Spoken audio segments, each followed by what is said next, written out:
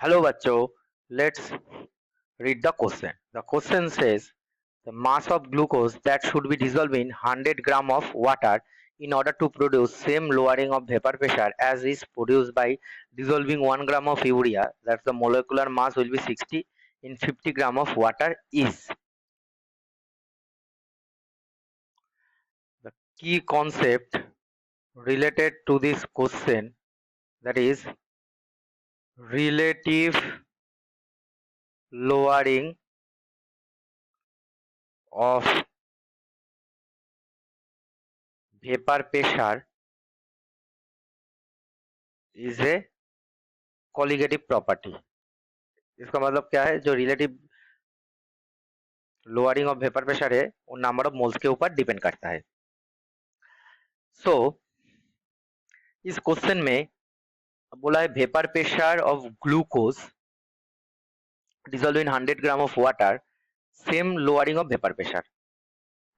P1 0 minus P over P1 0 that equals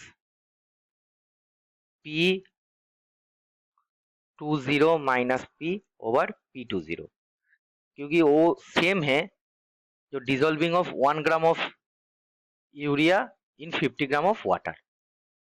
सो पहले molecular wait जो है, molecular weight of glucose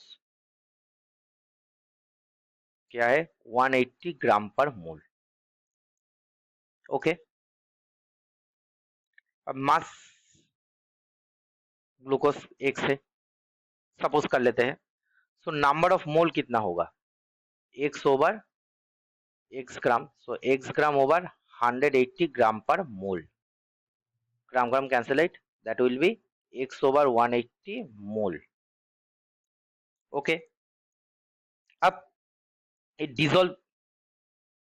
dissolve in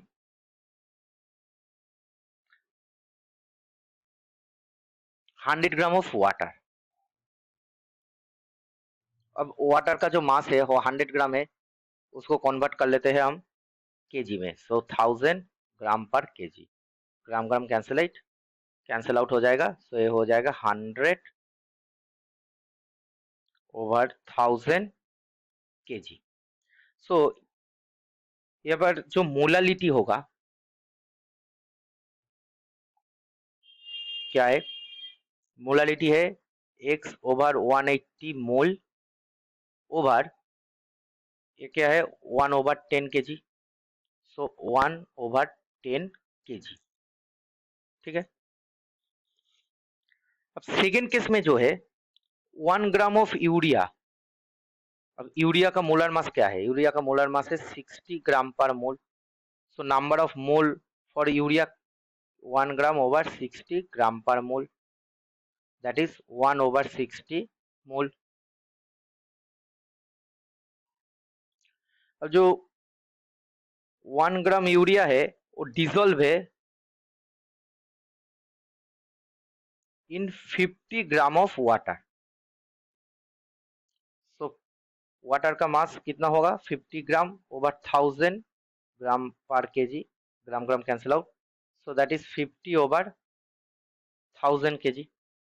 okay, अब यहाँ पर जो मोलालिटी क्या होगा, नंबर ऑफ मोल, यूरिया का नंबर ऑफ मोल क्या है 1 over 60 mole divided by mass of solvent in KG 50 over 1000 KG.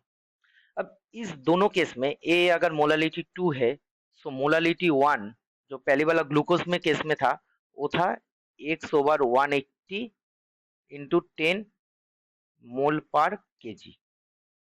Now M1 molality 1 equals molality 2 होगा, क्योंकि दोनों में ही same lowering of vapour pressure हो रहा है.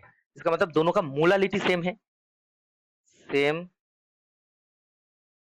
लोअरिंग ऑफ वेपर प्रेशर है. अब vapour pressure, lowering of vapour pressure क्या है, कोलिगेटिव प्रॉपर्टी है, वो मोलालिटी के ऊपर डिपेंड करेगा. और दोनों का ही मोलालिटी इसलिए सेम है, क्योंकि सेम वेपर प्रेशर दे रहा है, इसका मतलब मोलालिटी भी सेम है. सो इसको इक्वेट कर लेते हैं. M1 इक्वल्स M2 से क्या होगा, x over 180 into 10 mole per KG that equals 1 over 60 into 1000/50 mole per KG. अब मोल पर केजी कैंसिल आउट हो जाएगा, तो x इक्वल्स क्या होगा, cross multiplication, that is 1000 × 180 divided by 60 × 50 × 10, so x equals 6 gram. So अब इसका जो आंसर है 6 ग्राम आ गया। So mass of glucose 6 gram. अब कौन सा वाला ऑप्शन में है, option C, the answer key is option C, 6 gram. So answer is option C. So I hope you will understand the solution very well. Best of luck.